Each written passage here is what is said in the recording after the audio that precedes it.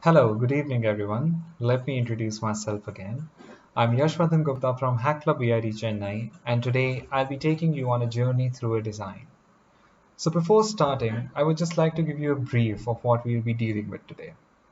The first thing is that I'm going to be telling you the flow of designing or the designing process. Now, this designing process is not only applicable to graphics designing, but to any sort of designing per se, even product development. After that, I'll be telling you some golden rules or some tips that might improve your design. After that, we will be looking through some sample posters. So let's get started with it. So here is the first thing that we are going to be dealing with today, the flow of designing from an idea to implementation. Now, what I believe is that a person might have the most appropriate tools and might have the appropriate skill set to make a design, but they still wouldn't be able to take their idea to an implementation. And that in no way questions their potential or their capabilities. It is just that there is a certain flow that people tend to miss and do not analyze. And we are going to just break it down step by step today. So the first step in this flow of designing is actually what I feel is the most important step. And this deals with 60% of your problems already. Once you're done with step one, you're actually done with 60% of your design. That step one is knowing your audience. Now, this is very important. Knowing your audience, knowing the event, knowing for whom you're making the design will give you a clearer picture in your head. It will provide you with the pace, it will provide you with the color scheme, the icons, the font, or whatever you're going to, the content you're going to deliver in that design. You would have a fair idea about everything. To sum it up, you would actually know the vibe of the event. And with knowing the vibe of the event, you would actually be able to match the vibe of your poster with the event's vibe. And that is why it is extremely important. Now, when you're done with that step, you would actually just construct a prototype. You have a vague picture in your mind of what you want now. Just structure it out, trace it down, take a pen and paper, or just take a design, make a draft, make a structure, and decide on what content you have to put, decide on what icons you're going to use, decide on what layout you're going to use, and further on, further so. After constructing a prototype, you would go ahead and collect all the resources for your prototype. This would include the fonts, the icons, the layouts, the tools, everything. Now, I might agree that some people say that the second step is the hardest step for them. They might know the audience, they might have all the tools, but actually visualizing it and taking it down and creating a structure is an issue for them. I have a hack for that as well, and I'll be providing you with that or talking about it after discussing the entire process. Now that you have collected all the resources, you have a prototype in mind, you have a structure, you know what they want, the most obvious step is going to be developing. You're going to develop your design. Now, I often say this to people that your first design or your first draft might not end up to be your final design or draft. And you should be okay with that because that is what development means. It's improving your drafts. You come up with the first draft, you want to make some changes, you approve that, you reach to a second draft. You want to improve that, you make some changes, reach to a third draft, and you finally go on and reach a final draft that you feel is the best one out of them and you want to go ahead with it. The chances of your first draft actually ending up to be your final draft are very rare, and you should be okay with that and open to that. Now, once you have a final draft, what are the next two steps that actually take a draft and make it into a final design? After having the draft, the fifth step goes along the lines of the first point, knowing your audience, because it works on the similar basis, similar grounds, and just as important. And that is gathering feedback. You might feel that your design is the best design you've ever made and the best design for any event that has ever been created. But that not might just not be the case for the end audience. They might not feel that your design is that great. And that is why you should gather feedback. You should go to a target audience. You should go to your friends, your family. You should ask how your design is. With gathering feedback, you should be open to constructive criticism. You should be open to them criticizing your design so that it eventually improves. Because at the end of the day, you want to deliver the best content possible. So, with gathering feedback, the last and final step is going to be improving your design. You have further sub improvements that you would want to make on your design based on the end user, and you improve your design and you reach to your final conclusion. Now, after improving your design, you might want to go back to the fifth step and then again the sixth step, and it might create a loop. And you would have to break that loop up to your discretion, which means it is possible that just by improving your design once you feel that you're good to go. Great. You might want to double check, do it twice. Okay. But just make sure that it does not keep on continuing, because this is an endless loop. This is an endless cycle and it will keep on going. So you have to break it up to your own discretion. So summing it up, there are a total of 6 points which decide the flow of design: knowing your audience, building a prototype, collection of resources, developing the design, gathering feedback, and improving your design. Now circling back to build a prototype step, I would actually want to give you an example. For example, you want to go to a wedding and you have no idea what to wear. So what you would do is first naturally want to know what the event is like. You would want to call up and know whether it's a tie event, a suit event, it's a traditional event, what kind of event it is. For example, it is a suit event. Great, 50% of your work is done. You know what to wear. You just don't know the details of it yet, but you know that you want to wear a suit. The next thing that you do is you pick up your phone and browse. You look for designs, you look for patterns, you look for colors, and then you reach at one particular design and you're like, okay, this is nice, I want this.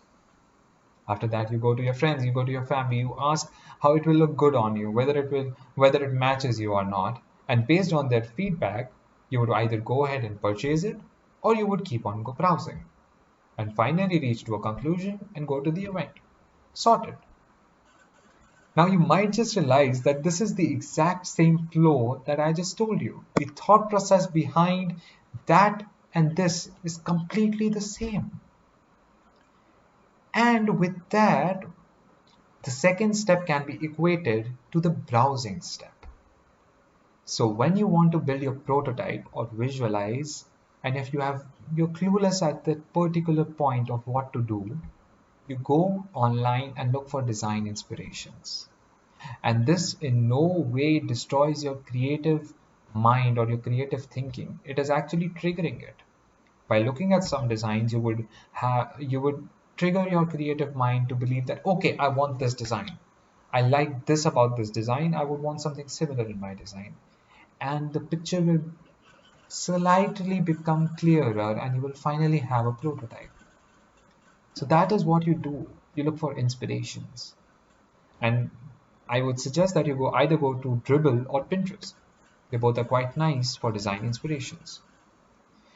Now that we have discussed the flow of designing, let's come to the rules of designing, the so-called golden rules of designing, which are just some tips that might improve your design. Notice how I've bolded the might here. These rules are just for you to know. It's necessary that a designer knows these rules, they know these tips, and they might improve your design. Some of them would actually improve your design a lot, heavily. And that is why you should know them, and they might improve your design. So let's make this interactive and I'll show you step by step some golden rules of design. For example, this is my first design that I made. Now in this design, this might not be my color preference, but I definitely spot some flaws in this. You should also know a clear difference between preference and flaws. If you're a light themed person, you would prefer that your design is light themed if you see a dark themed design. But if you see a dark themed design and you feel that there is a click missing, there is some finesse missing, that means that it has some flaws which need to be corrected. And in this poster, I clearly see some flaws which need to be corrected. And the first and the most obvious flaw is that this is asymmetrical. The title, the cloud, the circle is not in one axis. The description and the name info are not in one axis. And the first thing that I would want to do is even it out. I would want to add some symmetry in this asymmetry. And that is what the first golden rule is: symmetry. So the most obvious rule, the most obvious symmetry that I see in this is central axis symmetry, where I would like to take my title and put this in a central axis, and then my description and name and contact info be equidistant with it. So when I make these changes, my design changes to this. Now, as I clearly see here, it looks better. It looks more refined. It looks neat. And the difference between these two can clearly be seen. All of this has been central axis and everything, but there is one more change that I did.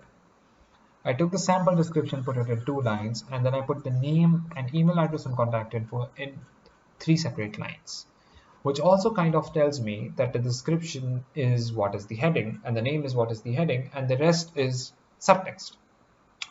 One flaw down.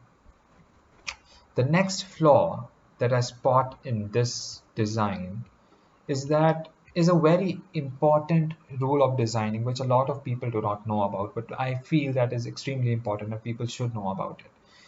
When I look at this, the title is not prominent. The title explains me this design, but the title itself is not prominent. It is not helping me in getting to know this design at all. And also, the description one kind of blends in with the description itself, and the name kind of blends in with its subtext as well. So I would want to add a visual hierarchy. That is the second golden rule: bolding and out, prominent visual hierarchy. This is what happens when I add hierarchy to my poster. I bolden out the title, increased its size, I bolden out name and description one so that I have a clear idea that those are the headings and then there is subtext below it. And this adds a discretion to my design. And with just 2 steps, symmetry and hierarchy, I can convert my design, which was not looking that neat before, to a design which looks more refined now, which has a particular sense of finesse now. Now let's switch things up a little bit and go view this design. Now this design, as you can see here, obviously has some flaws, and we just need to figure out the issues and fix them. Now the first issue that I see in this poster is that it's too cluttered. It's TMI, too much information. It's too much information thrown in my face. And the end user does not want to maneuver their eyes all around the poster to find information where it is, where it's going to be, and if this and this is divided, then knowing the connection between these two. It's a long, big process to understand this right now. It's too crowded. I want some breathing space in my poster. And for that, I would take these 4 down. I would group my text. I would reduce the size of the main icon. And with making these changes, my design would look like this. It has a breathing space now. It has gaps now. And these gaps of breathing space is actually called negative spacing or white spacing. This white spacing helps in tidying out your design. It helps in creating a neatness in your design. Now, by just doing that, I feel that this design is still has some issues or flaws. And that is that my main text is kind of blending in. My main text as well as my title are kind of blending in with the background. They're not standing out. I want to create a contrast between them. I want to make my text easily readable. And they're blending in because they're kind of in the same hue. The background is in a blue hue, and so is the main design, the main font. They are blue as well. So to fix that, I would want to create a contrast and change the contrast of my font. I could also change the contrast of my background. I could make my title stand out. I would want to probably change this because this takes up a major space of my poster and it kind of looks unpolished. So I contrast and my design changes to this. This definitely looks more neat. It's up to your discretion, but with contrast, I can read my text more clearly. I can read the title more clearly. And the title is in the same blue hue still, but it has been added with a gradient. And if you notice, it has a shadow, which makes it pop out. And I also changed the background gradient and the main icon gradient. And that is what is referred to as contrast. But notice that there is one other term that I've written here, which is proximity. What is proximity? Now, proximity is actually bringing similar things alike under the same genre or grouping, which, and if you notice that the difference between this design and this design is that these four icons have been brought together, which clearly would indicate to the end viewer that all of these are together. They are along similar lines. I would have to view these as a union. And also, these were first spread it out, and it was made to finish the entire width of the poster, which kinds of defeats the entire purpose of white spacing. So you would want to put that as well. And now with these three things, white spacing, contrast, and proximity, I would change my design from that to this, which definitely looks more neat, tidy. My eyes don't have to maneuver around. My information is directly provided to me. And yes, now in the end, I would also want to say that rules are meant to be broken. It's possible that your design might look better with asymmetry rather than symmetry. That is fine. Again, these are some tips that might help you. It's just important that you know all of these and implement these on some level in your design so that it looks just a little bit more neat. Now, there are a lot of more golden rules, but these are the 5 golden rules which I feel every designer must know. And coming back to them, the first one is symmetry. The second one is hierarchy, which is very important. The third one is white spacing. Fourth is contrast. And fifth is finally proximity. That covers up all our golden rules of design. Now let's come to some sample posters. I've already written here, think outside the box. My purpose of showing you these sample posters is not to indicate what and how the process or the rules are going to be. I've already told you all of that. My main reason of putting posters here is to tell you to think outside the box. Now, this is a design which is present in Hack Club VIT Chennai's Instagram account. And as you can see here, we have literally thought outside the box. When you are on social media, you don't have to restrict yourself to just one tile. There can be 2 tiles, 4 tiles, 6 tiles, 9 tiles, 12 tiles. It's completely up to you. This will give you more space to put a lot more information that you were going to originally. You don't have to clutter everything in one tile, and you can just make all of these individual entities stand out and then make one huge design that explains all of it together. And that is what I want to show you. Think outside the box. And obviously there are a lot of contrast, hierarchy, symmetry, and all of those present, but you already know that. My purpose is, for example, look at this. This main illustration shows that it's a gaming event. Each of these tiles tell which games are involved in this gaming event. After that, you have subtiles, further subtiles on the social media, which are going to tell you more details about the event. And individually, all of them are self-sufficient and stand out, and together they represent something bigger, the entire event. Here, you are thinking outside the box.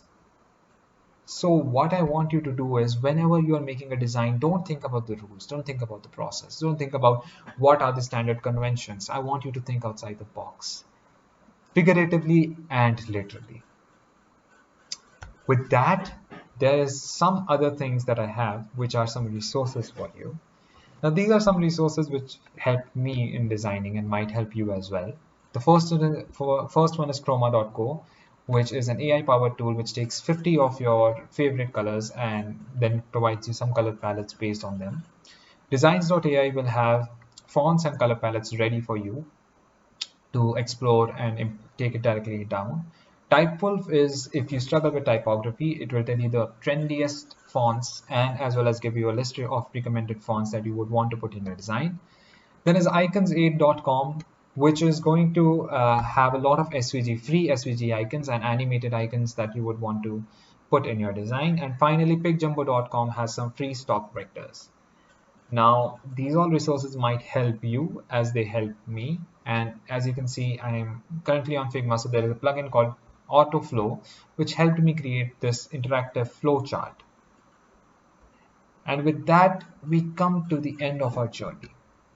We went through the designing process, we went through the designing tools, we went through the sample posters, and we also went through some cool resources that might help you. And you might take a screenshot for this slide, which might help you further on.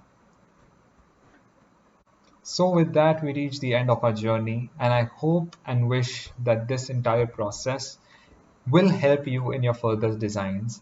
And I would be more than happy if this helps you and you would connect with me and tell me that this actually helped you. So thank you for sticking with me throughout the journey, and bye bye.